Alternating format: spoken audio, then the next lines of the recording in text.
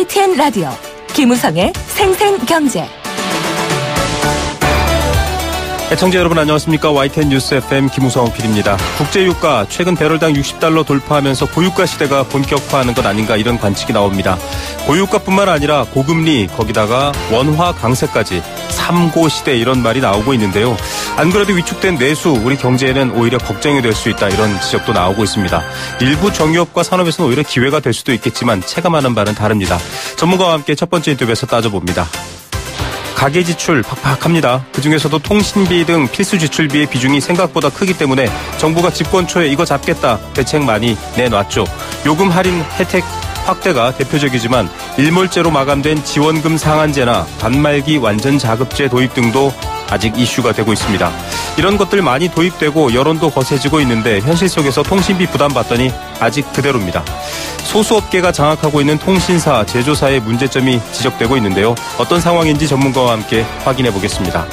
생생양과군이 오늘은 가을을 맞이해서 나들이 하시는 분들을 위한 감염병 예방 요령과 가을철 물가 변동 등 한국농수산식품유통공사와 함께 정보 전해드립니다. 2017년 10월 30일 월요일 김우성의 생생경제 지금 출발합니다.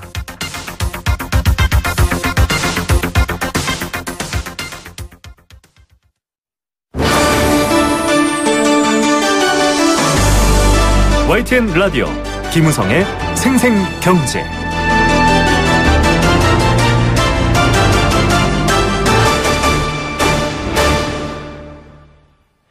네, 국제유가에 관심이 쏠리고 있습니다. 27일 이 북해산 브렌트유 가격이 60.44달러, 60달러를 돌파했습니다. 배럴당 이런 표현 쓰는데요. 이 배럴은 목재통을 이야기합니다. 한 159리터 정도 들어간다고 하죠. 이 유가의 가격이 어떻게 변동하느냐에 따라서 경제 여러 가지 요소들이 같이 영향을 받습니다. 그래서 많은 걱정들을 하고 있는데 특히 이 석유를 많이 생산하는 석유 수출국 기구죠. 오펙의 감산 연장 추진, 또 이라크, 이란, 중동 산유국들의 불안한 정세, 여러 가지 원인들까지 살펴봐야 되는 상황입니다. 저유가의 혜택이 이제 고유가로 변화하면서 또 어떤 영향을 줄지에 대한 관심도 높아지고 있습니다. 유가 상승 원인 또 여러 파장에 대해서 에너지경제연구원 이달석 선임연구위원 연결해서 이야기 들어봅니다. 위원님 안녕하십니까?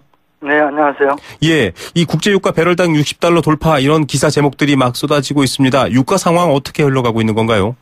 네, 말씀하신 것처럼 지난 주말 그 북해산 브렌트 원유가 배럴당 60달러 44센트로 마감이 됐습니다. 연중 최고 가격이고요. 네. 브렌트유 가격이 60달러를 넘어선 것은 2015년 7월 이후 2년 3개월 만입니다. 중동산 두바이유 가격도 지난주 금요일에 57달러로 연중 최고 가격을 기록했습니다. 네. 국제유가가 최근 두 달 동안에 배럴당 7 내지 8달러 상승해서 상승률이 15% 정도 됩니다. 네, 굉장히 가파르게 오르고 있는 것 같은데 뭐 급등이라는 표현들이 기사에 등장하지만 배경을 좀 알아야 될 것 같습니다. 아무래도 이 유가를 조정하기 위한 산유국들의 감산, 그러니까 좀 적게 생산하겠다 이런 기대감 때문일까요? 뭐가 있을까요? 네, 그렇습니다. 이번 달 들어서 산유국들의 그 주요 인사가 내년 3월 말로 종료될 예정인 그 감산 기간을 연장할 것이라는 발언을 계속하면서 네. 감산 기간 연장에 대한 기대가 높아졌습니다. 러시아 푸틴 대통령이 10월 4일자에 감산 기간을 내년 말까지 9개월 연장할 수 있다고 말했고요. 네. 또 지난주에는 사우디 에너지부 장관 그리고 사우디의 실력자라고 할 수 있는 살만 왕세자가 감산기간 연장을 시사하는 발언을 했습니다. 여기에다가 지정학적 불안도 유가를 상승시킨 요인이라고 볼 수가 있습니다. 네. 이라크에서는 쿠르드 자치정부가 지난 9월 실시한 독립투표 이후에 중앙정부와 그 군사적 충돌을 포함한 갈등 상황을 계속 빚고 있습니다. 네. 이번 달에는 트럼프 대통령이 이란 핵 합의가 준수되지 않고 있다. 준수를 인정하지 않겠다고 선언하면서 네. 중동 정세의 불안이 더 커졌습니다. 또 다른 요인이 있다면 겨울철을 앞두고 석유 수요가 증가했다는 점도 꼽을 수가 있겠습니다. 네. 자, 이 석유를 주요 생산하는 국가들의 어떤 정정, 이 정치 상황뿐만 아니라 이 겨울철 수요 급증까지 정말 이 인상에 힘을 실어주는 요소가 많다 이런 얘기인데 앞서 이 오펙 석유 수출국 기구 많이 소개가 되고 있습니다만 잘 모르시는 분들도 있습니다. 정례 회의가 열리고 있는데 이 감산 연장이 잘 안 된다라는 보도가 또 한동안 있었지 않습니까? 감산 연장이 이제 앞으로 좀 탄력을 받는다 이렇게 봐야 될까요? 이 오펙 관계 어떻게 봐야 될까요? 네, 오펙 총회가 다음 달 11월 30일 오스트리아에서 열릴 예정인데요. 네. 산유국들이 감산기간 연장은 거의 확실시된다고 봐야 할 것 같습니다. 네. 설사 감산기간을 연장하더라도 내년에 다시 공급 과잉이 우려되는 상황이기 때문에 감산이 불가피한 측면이 있습니다. 그리고 이번 원유 감산에는 오펙 회원국하고 러시아를 포함한 비오펙 10개 산유국이 참여하고 있는데요. 네네.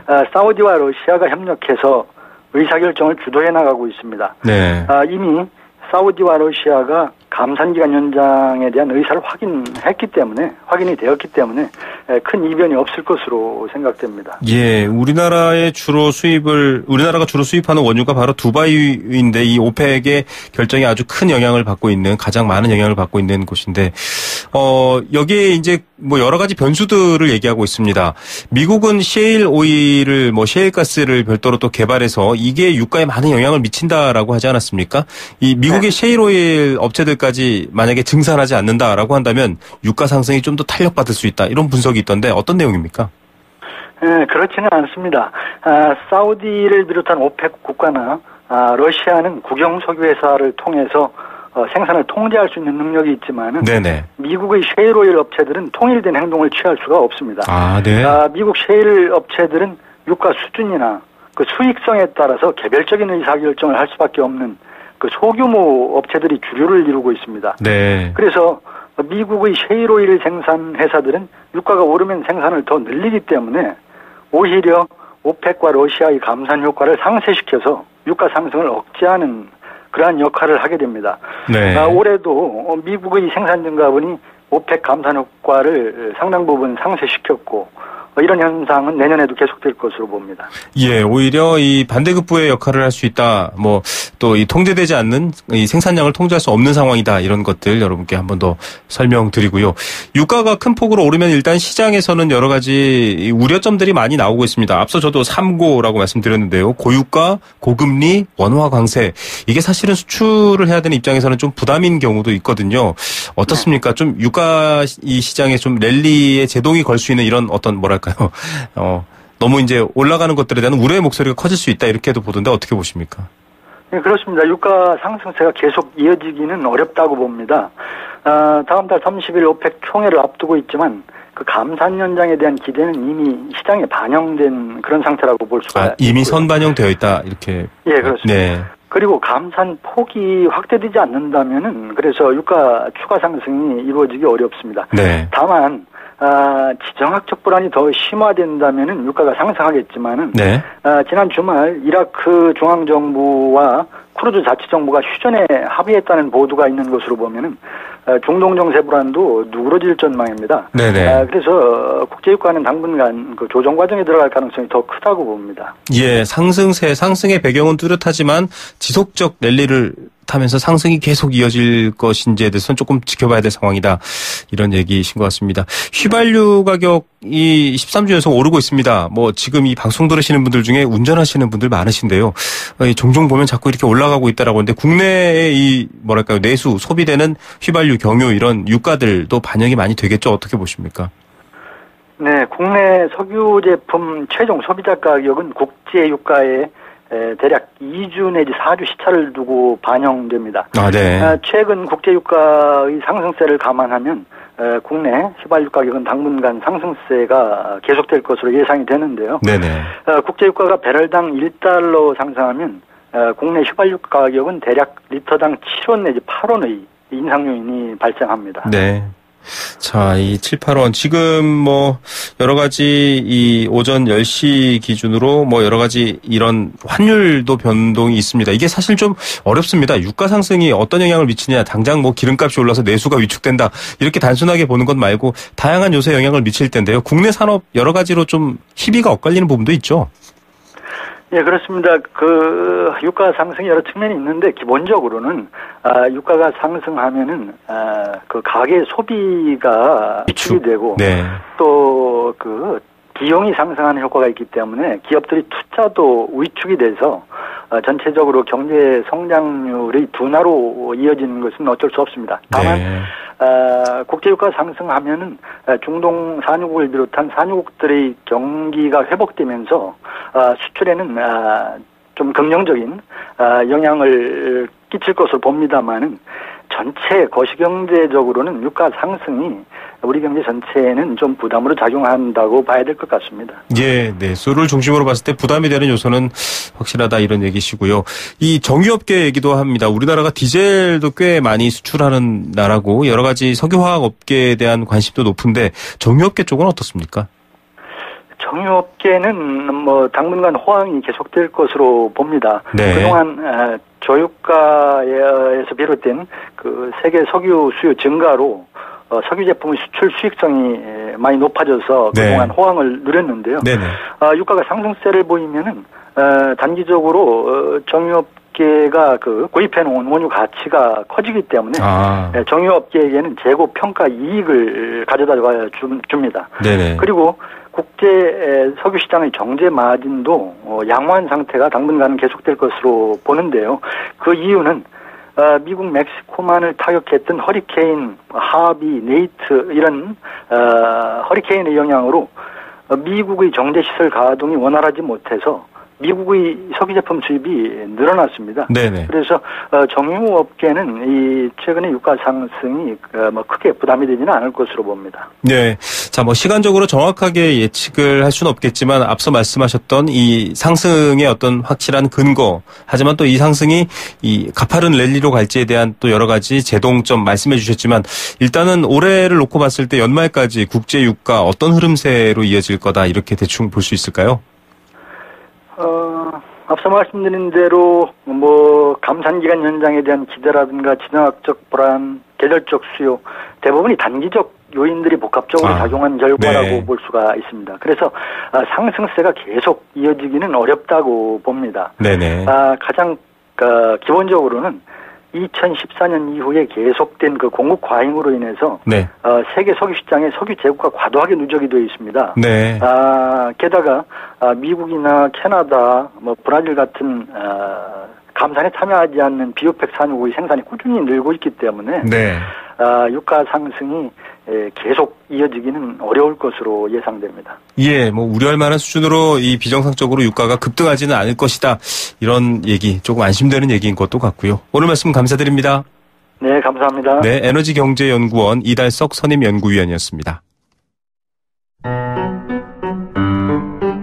YTN 라디오 김우성의 생생경제. 네, YTN 라디오 생생경제 경제 공감사전 보내드리겠습니다.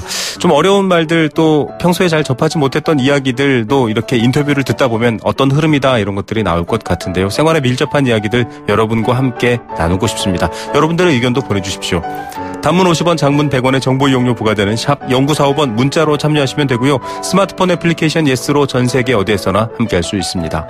참여해 주시면 추첨을 통해서 도심 속 꿈의 놀이터 일산 원마운트에서 워터파크 스노우파크 이용권 선물로 보내드리고 있습니다. 오늘의 공감사전 주제는 국제유가입니다. 앞서도 얘기했지만 참 복잡한 부분들, 요소들도 많습니다. 국제정치, 중동의 정세 이런 것 잘 모르면 왜 오르는지, 왜 내리는지도 사실 잘 알기 어렵고요. 배럴이라는 말도 배럴당 60달러, 배럴당 50달러 그냥 지나갔지만 이 배럴이 과거 이 액체류, 술, 기름 이런 것들을 운반하던 나무통의 이름에서 비유됐고요. 대략의 양이 159리터 정도다라는 것도 조금 새롭게 찾아보니까 알 수 있었던 내용입니다. 석유가 매매되는 가격을 유가, 국제유가라고 하는데요. 세계 70여 개국에서 생산되는 수십 종의 원유 가운데서 텍사스 중진유, 브렌트유, 두바이유가 3대 유종으로 꼽히고 있습니다. 이들 가격이 국제 원유 가격의 기준이 되고 있고요. 우리나라 같은 경우에는 두바이유가 아주 큰 영향을 주고 있죠. 브렌트유 60달러 넘었다라는 이 기사의 주인공인데요. 영국 북해 생산 원유를 말합니다. 가장 광범위한 지역으로 수출되는 국제적인 유종이기도 합니다. 석유의 배럴당 가격, 석유의 품질, 산지에 따라 크게 의존이 달라지고 있습니다. 이러한 건 사실 거래소에서 대부분 석유가 거래되는 게 아니라 어떤 기름값은 기준으로 환산하는 방법이 따로 있기 때문에 또 가격이 달라지기도 합니다. 이렇게 국제 유가가 변동되면은 휘발유 가격, 경유 가격 또 이런 것들의 석유 제품 가격들이 많이 올라가게 되죠. 그래서 영향을 받게 되는데 앞서 얘기했던 것처럼 2주에서 4주 정도의 시차가 적용됩니다. 당장 이 출퇴근하시는 분들, 자동차 이용해서 출퇴근하시는 분들은 기름값 부담이 생기게 되고요. 그러다 보면 소비를 줄여서 또 내수가 얼어붙는 건 아닌가 이런 걱정까지 나오고 있습니다. 국제유가 또 기름값에 대한 여러분들의 생각은 어떻습니까? 여러분들의 의견도 방송에 함께 소개하겠습니다.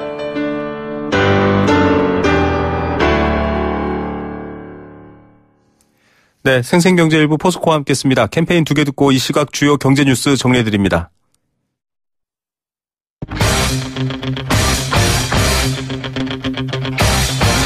지금 가장 뜨거운 경제 소식. 경제 톱 뉴스. 네, 국감 진행되면서 다양한 뉴스들 국감에서 많이 쏟아지고 있습니다.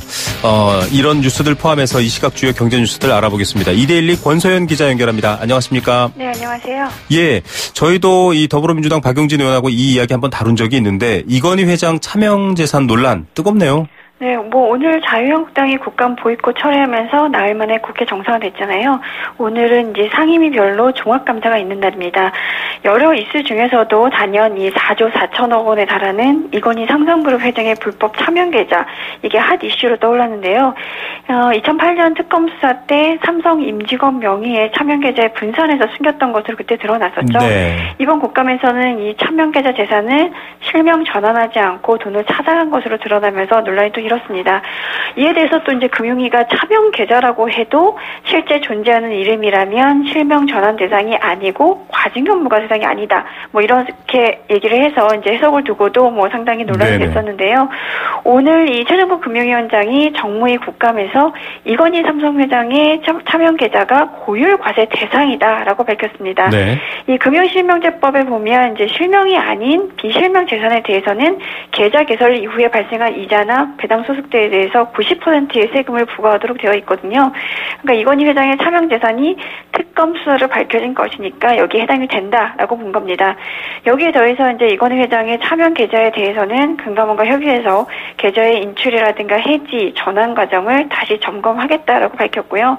당시에 제재를 받았던 금융기관들이 사후 관리 과연 제대로 했나 이런 것도 좀 확인하겠다 했습니다. 다만 이제 기존의 입장을 바꾼 것이 아니라 차등 과세 대상이 되는 차명 계좌를 보다 명확하게 유권 해석하겠다라는 것이라고 강조했습니다. 예, 대법원 판례로 나왔던 논란인데요. 좀 더 명확해지기를 바라봅니다.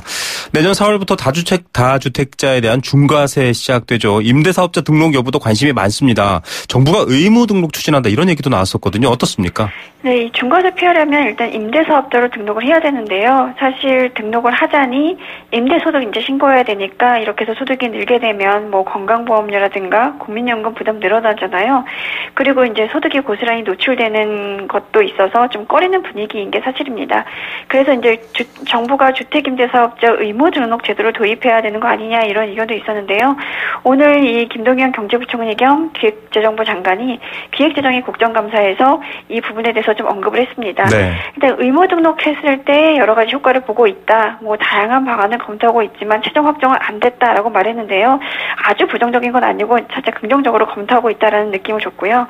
지금은 2천만 원 이하 임대소득에 대해서는 비과세인데 이거를 2019년부터는 과세하기로 했거든요. 네네. 그런데 이것도 이제 내년으로 앞당겨야 되는 거 아니냐 이런 얘기가 있었는데 여기에 대해서는 그냥 2019년부터 과세한다는 이 원칙을 유지하는 게 맞다. 이렇게 입장을 정리했습니다. 그리고 이제 다주택자들이 가장 두려워하는 게 바로 보유세를 건드리는 건데요. 종합부동산세와 재산세 과세 표준을 정할 때 적용하는 공정시장가액 비율을 좀 올리는 방안, 여기에 대해서는 이제 손을 대면 보유세 인상 효과가 나기 때문에 신중하게 보겠다. 약간은 좀 부정적인 답변을 했습니다. 네, 오늘 2시에도 여러 가지 이 재개발에 대한 얘기도 나오고 여러 대책들이 나오고 있는데 이런 부동산 대책들에도 불구하고 분양시장 주말 내에 관심도 많았고요. 분양가도 여전히 높다 이런 얘기도 있더라고요. 네, 지금 연결 상태가 좀 고르지 못한 것 같은데요. 지금 여러 가지 이 다주택자 중과세에 대한 얘기가 있었습니다. 앞으로 이렇게 집을 많이 갖고서 임대 내지는 뭐 여러 가지 이 매매 차익을 노리시는 분들은 정당하게 세금을 좀 많이 물어야 된다. 이런 취지였었죠. 그런 이야기였었고요. 또 이런 부동산 대책들에도 불구하고 분양시장, 또 분양가 좀 영향을 안 받고 있다 이런 얘기도 나오고 있는데 권 기자님 네. 어떤 내용인가요? 주말에 서울 수도권 몇몇 분양 아파트 모델하우스 사람들로 굉장히 북적이었다고 하는데요. 줄도 한 300m 이상 길게 늘어섰다고 합니다. 분양시장에 대한 관심이 여전히 뜨거운데요. 이 부동산 124 자료를 보니까 올해 전국 아파트 분양가가 3.3제곱미터당 1,157만 원이었습니다. 네네. 전년 대비를 보면 10% 정도 오른 건데요. 2014년 이후 3년 연속 상승세를 이어가고 있는 건데 연도별로 보면 통계 작성 시작한 게 2000년인데 그 이후 가장 높은 수치입니다. 이 서울 수도권은 물론이고 그 외 지역에서도 분양가가 치솟고 있는데요. 수도권은 3.3제곱미터당 1,404만 원, 전년 대비로 13% 올랐고요. 이 중에서도 서울은 2,253만 원, 그러니까 6% 정도 상승했습니다. 이 비수도권 분양가는 3.3제곱미터당 925만 원인데요. 900만 원을 넘은 게 올해가 처음입니다. 이렇게 분양가가 치솟으니까 작년에 분양했다가 미분양 난 곳 물량도 빠르게 소진이 되고 있다고 하는데요. 네. 8월 말 기준으로 전국 아파트 미분양 물량이 53,130가구인데 이게 2015년 11월 이후 가장 낮은 수준입니다. 특히 2020년 전후로 수도권 인근 고속도로나 국도가 개통되는 것이 많아서 수도권 미분양 아파트 소진되는 속도는 더 빨라질 것이다. 이런 전망이 나옵니다. 예, 오히려 이 규제에 좀 돈 되는 곳으로도 관심이 쏠리는 게 아니나 이런 생각도 드네요. 자, 코스피 지수 지금도 굉장히 높게 끝났죠? 어떻습니까? 네, 오늘 코스피 지수 개장하자마자 2,513.87까지 오르면서 이제 장중 기준으로 사상 최고 기록을 다시 썼는데요. 네. 이전 기록이 지난 23일 기록한 2,500.33이었으니까 그보다 더 높은 겁니다. 방금 마감가 보니까 2,501.93으로 상승폭을 좀 줄여서 마감하긴 했는데요. 네네. 일단 지난 주말에 미국 뉴욕 증시에서 기술주 실적 호조 때문에 이제 주요 지수가 일제히 상승한 게 주말 지나고 개장한 우리 증시에 좀 호재로 작용한 것 같고요. 여기에 유가 상승도 좀 상승 동력으로 작용했습니다. 최근에 브렌트유가 2년 만에 배럴당 60달러대로 올라섰거든요. 네. 여기에 이제 우리 증시에서도 기술주 이런 여러 가지 이제 실적 호조주가 주가 상승을 이끌었습니다. 이렇게 주가가 계속 오르니까 연내 2,600선은 물론이고 조만간 3,000선까지 넘어서는 것 아니냐 이런 기대감도 나오고 있는데요.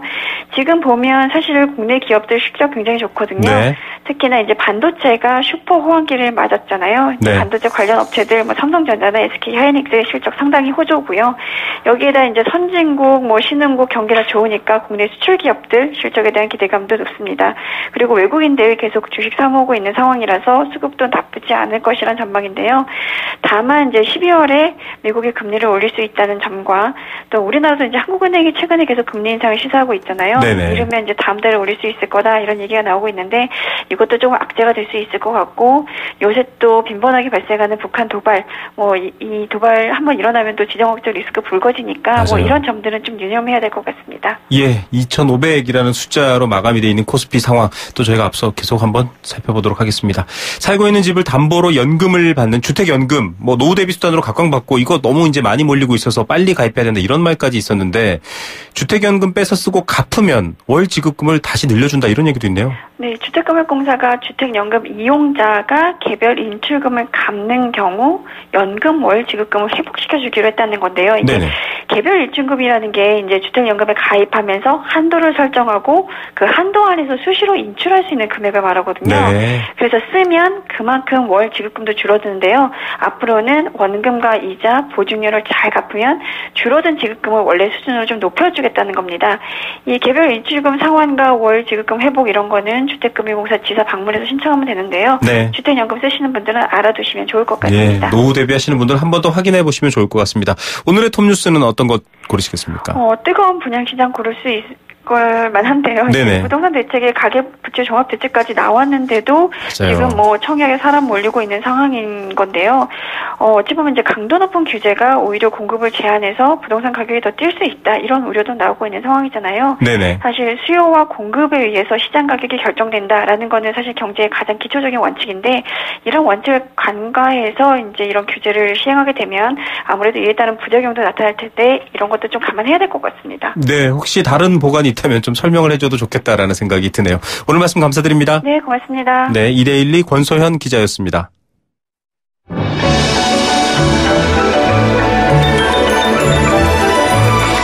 오늘의 경제를 들여다보는 시원한 창. YTN 라디오 김우성의 생생경제. 생생 인터뷰. 네, 두 번째 생생 인터뷰입니다. 이 방송을 라디오로 듣고 계신 분들도 계시지만 스마트폰 애플리케이션 예스로 듣고 계신 분들도 계십니다. YTN 스튜디오의 줄임말 예스인데요. 자, 이렇게 스마트폰을 이용해서 많이 방송도 듣고 또 생활도 이어가고 금융생활도 합니다. 없어서는 안 될 존재가 됐는데 이거 가격, 통신비, 가계 부담이 됩니다. 정부도 출범부터 이 통신비용 인하를 위한 다양한 제도 개선 노력 기울이고 있습니다. 실상은 어떨까요? 아이폰 8을 비롯해서 새로운 단말기 나오고 있고 또 지원금 상한 제도도 없어지고 변경들이 있는데요. 체감하고 있는 가계 통신비 상황은 큰 변화가 없다. 이런 평가가 일반적입니다. 특히 단말기 지원금 상한제 같은 경우는 폐지되고 나서 좀 지원금이 오르지 않을까라고 했지만 오히려 오르지 않고 있습니다. 단말기 완전 자급제 역시 세계적 추세와 달리 우리 기업들은 묵묵부답인 상황입니다. 관련 이슈들을 좀 정리해보는 시간 마련했는데요. 이 분야에서 다양한 분석과 비판의 목소리 언론을 통해서 내고 계시죠. 녹색소비자연대 윤문용 ICT 정책국장입니다. 안녕하십니까? 네, 안녕하세요. 유문영입니다. 네, 저희가 예전에 인터뷰하면서 이 이스라엘 사례를 들어서 단말기 자급제 이야기도 한번 해봤습니다. 그때 통신비 부담 절반으로 떨어진 사례가 있다 이렇게 나왔는데 우리나라는 단말기 자급제 말은 계속 나왔는데요. 뭐 국감에서 나오고 하는데 실제로는 좀 잘 안 되고 있고 현황은 어떤지 궁금합니다. 예, 이스라엘 같은 경우에는 이제 뭐 자급제 강화하고 또 요금 인하 정책과 경제 활성화 정책을 해가지고 45,000원에서 23,000원으로 통신비를 절감시킨 그런 사례가 있습니다. 네네. 네, 뭐 자급제 같은 경우 한국 같은 경우는 이제 오늘 박홍근 의원님이 자료를 공개했는데요. 네. 전 세계 스마트폰 유통이 50%가 지금 자급제로 유통되는 반면 네. 한국에서는 약 8% 정도에 불과하다 이렇게 이제 자료를 공개했고요. 네네. 이게 스마트폰 유통이 아니라 이제 통신사 유심 프리라는 측면에서 보면 한국은 이제 15년 7월 기준으로 75만 5천 명 정도만 자급제 가입자다. 네. 1.4%에 불과한 상황이고요. 정부가 사실 중심이 돼서 자급 단말 제도를 2015년 5월에 시행을 했습니다. 네네. 결과가 사실은 완전히 실패한 상황이라 이렇게 보시면 되고요. 국회에서는 지금 일부 법률로 자급제 법안이 발의가 됐습니다만 네. 아직 논의가 시작되지 않은 상황입니다. 예, 이게 사실은 뭐 좀 이를테면은 지금 최신형 핸드폰을 자급제, 즉 내가 기계를 알아서 구입해서 내가 통신사도 알아서 정해서 좀 쓰겠다라고 할 때 실제로는 돈을 더 내야 되는 상황이죠? 그렇죠. 지금 이제 제조사가 직접 판매하는 단말기 이제 무약정폰, 이제 해외에서는 이제 언락폰이라고 부르는데 네네. 이 언락폰 가격이 한국은 통신사를 통해서 판매하는 가격보다 약 10% 더 비싼 상황입니다. 네. 해외 같은 경우에는 사실 통신사를 통해서 사는 것보다 제조사를 통해서 직접 사는 게 이 언락폰 가격이 더 저렴하거나 아니면 똑같거나 뭐 이렇게 돼 있는데 한국 네네. 같은 경우에는 그런 점에서 소비자의 선택권이 침해받고 있는 상황인 거죠.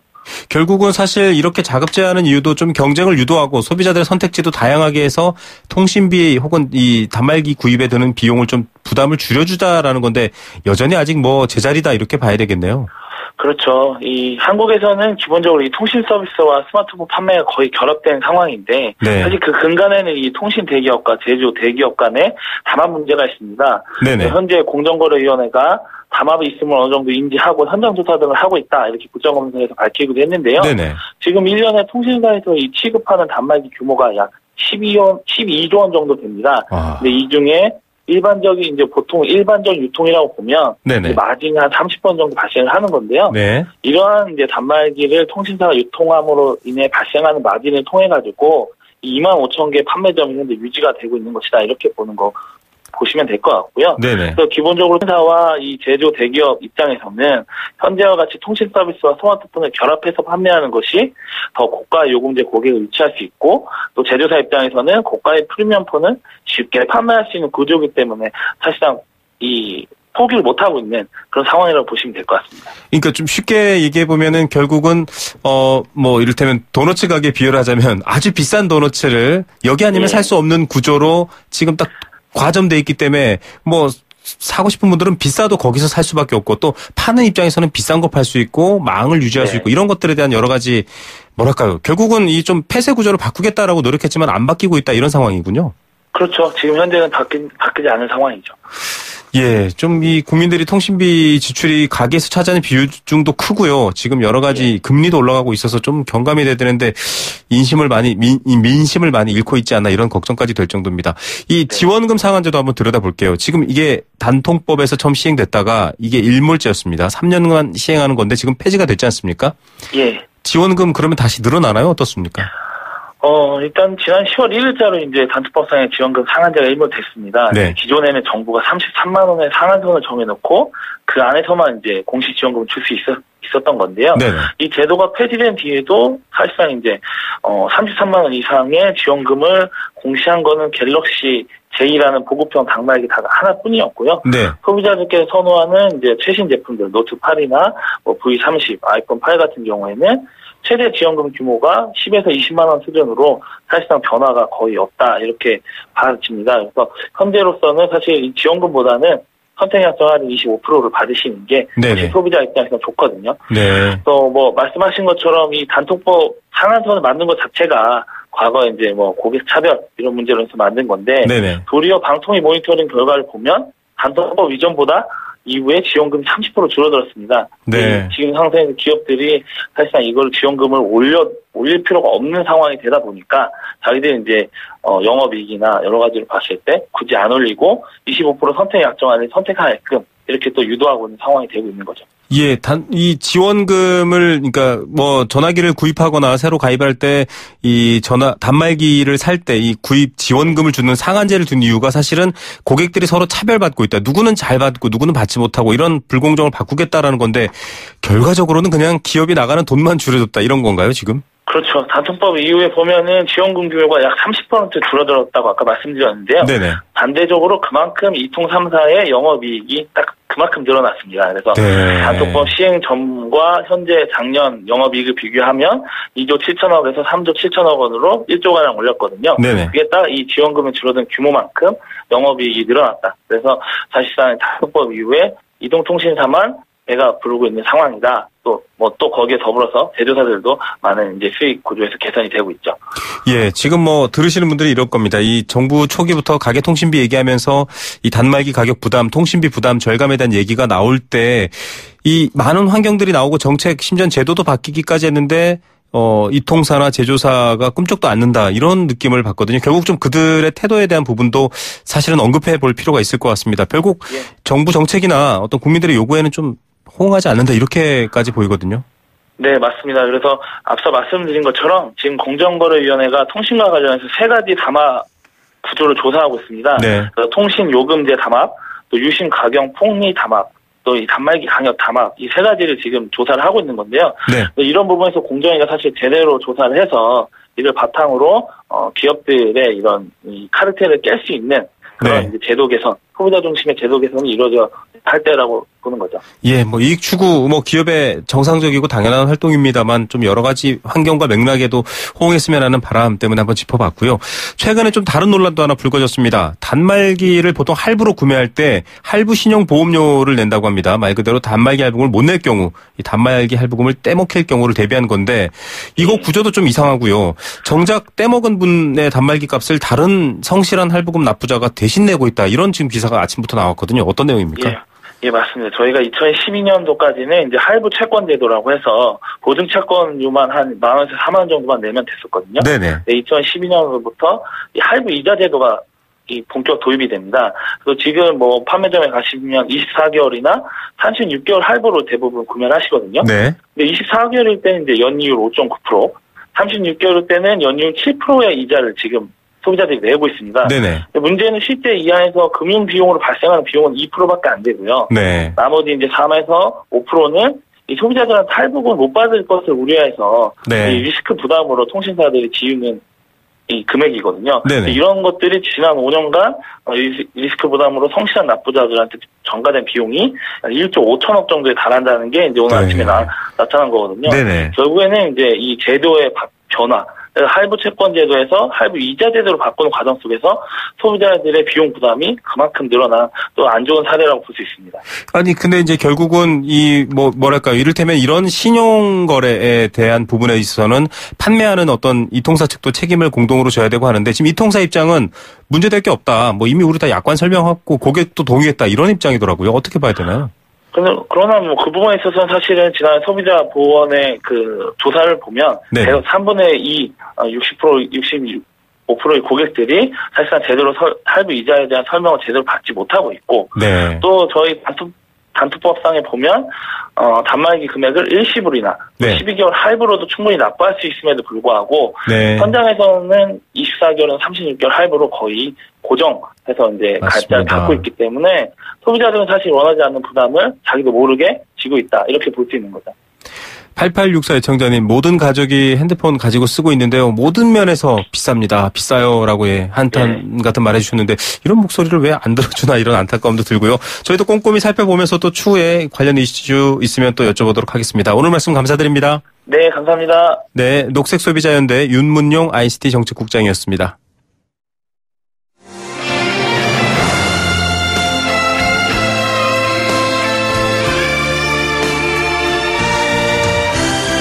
YTN 라디오 김우성의 생생경제, 더불어 함께 살아가는 삶, 그리고 더 나은 삶을 꿈꾸는 시간. 오후에 만나는 싱싱한 라디오 경제 김우성의 생생경제가 대한민국 경제를 지키는 여러분과 지금 함께하고 있습니다.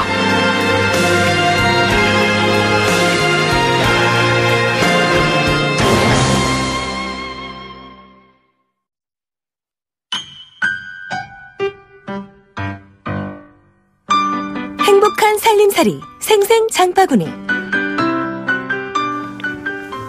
네, 이제 정말 가을로 성큼 들어왔는데요. 가을이 아니라 이제 새해 인사를 준비해야 될 만큼 시간은 빨리 가고 있습니다.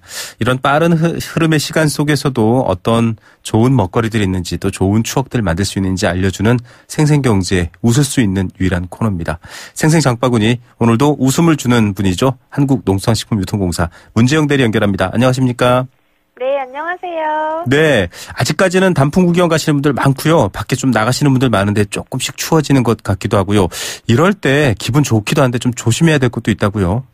네, 맞습니다. 지금 이 질병관리본부는 올 가을철에 주의해야 될 몇 가지 감염병 예방 수칙을 알려드리고 있어요. 네. 요즘 애완견에 물리는 사고가 사람들의 불안을 일으키고 있는데, 그래서 그런지 길에서 산책시키는 강아지에 물릴까봐 일부러 막 한쪽으로 피해 걸으시는 분들 계시잖아요. 네네. 그런데 이 가을철에 물리는 걸 주의해야 될 또 다른 게 있습니다. 네. 바로 잔디나 풀숲에 숨어있는 털 진드기예요. 네. 이 유충이 피부에 붙어가지고 피를 빨아먹는데 쯔쯔 가무시 병에 걸릴 수 있습니다. 네, 증상은 열이 나고 춥고 근육통이 생기거나 목이 좀 아프고요. 치료를 만약에 제대로 하지 않으면은 2주 정도 발열이 계속되고 합병증으로 뇌수막염이나 난청, 그리고 이명까지 동반될 수 있습니다.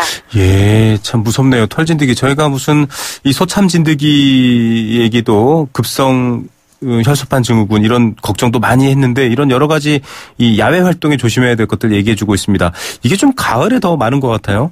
네, 맞아요. 왜냐하면 쯔쯔가무시 병에 걸리는 환자가 90% 이상이 가을철에 몰려있는 이유가 이 시기가 유충 번식기이기 때문인데요. 네. 그래서 숲이나 풀밭에 있을 때 찐드기에 노출되지 않는 게 가장 중요합니다.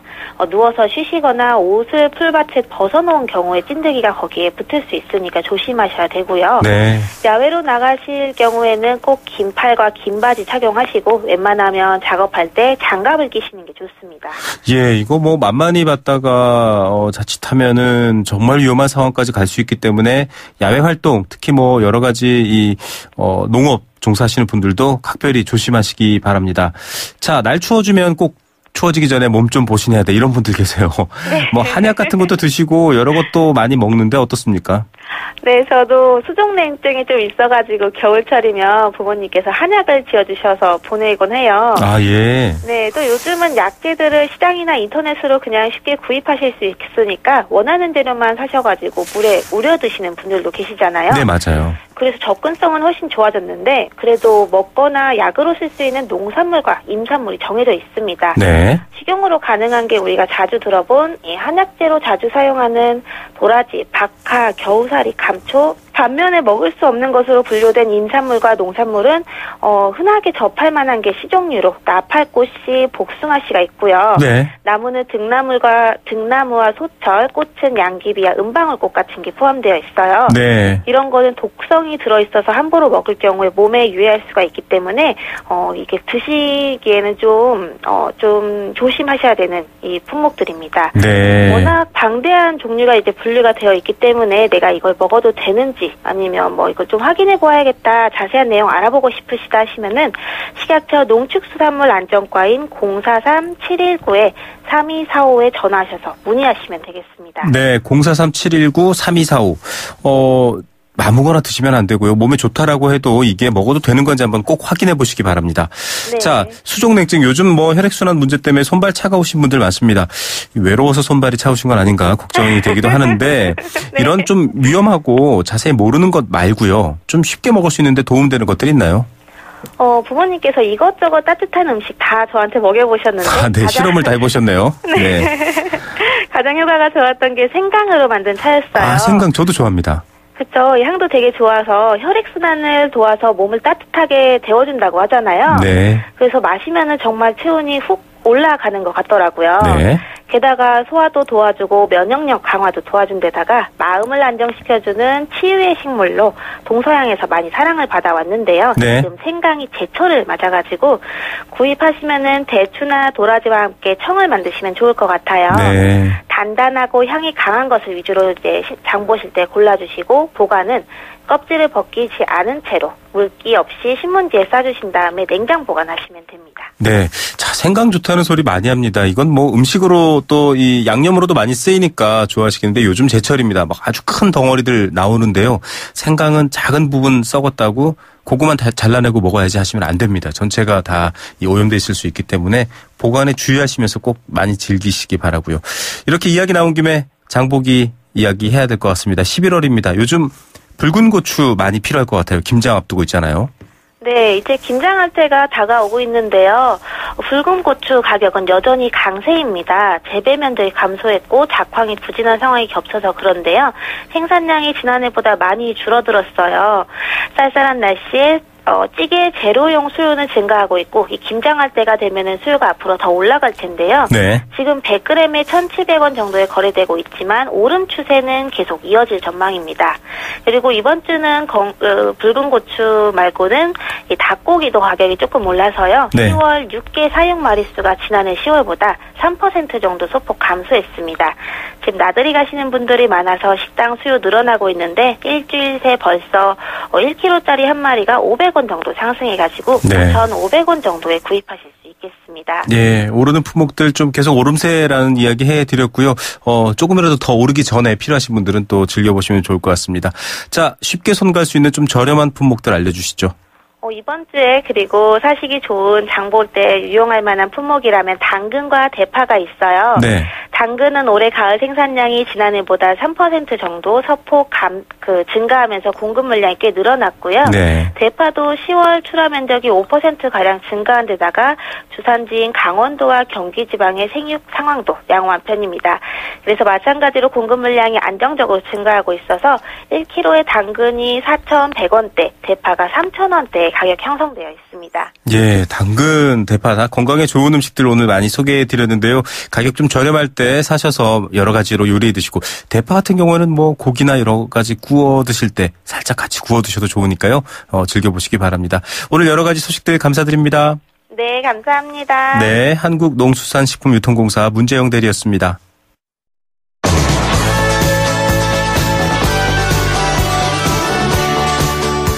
네, 생생경제 포스코와 함께했습니다. 5374님, 경기는 좋아지고 있다는데 서민들 가슴은 장마철 먹구름이 몰려오는 듯한 느낌. 정말 쫓기는 듯한 느낌입니다라고 말씀 주셨습니다. 예, 저도 그 마음 공감하고요. 국제유가 오른다고 하지만 가파르게 오르기보다는 조금 틈이 있다고 합니다. 또 이 틈을 타서 서민들 물가 올리는 그런 것들은 좀 정부가 열심히 단속해야 될 것 같고요. 또 통신비나 지금 꿈쩍 않고 있는 통신사나 제조사 결국은 여러 가지 이야기, 여론이 모이면 아마 바뀌겠죠. 단돈 1, 2만 원이라도 조금 절약되면 생활 나아질 것 같습니다. 항상 도움되는 삶의 이야기, 경제 이야기 여러분께 전해드리겠습니다. 저는 내일 오후 3시 10분에 다시 찾아옵니다. 김우성의 생생경제였습니다.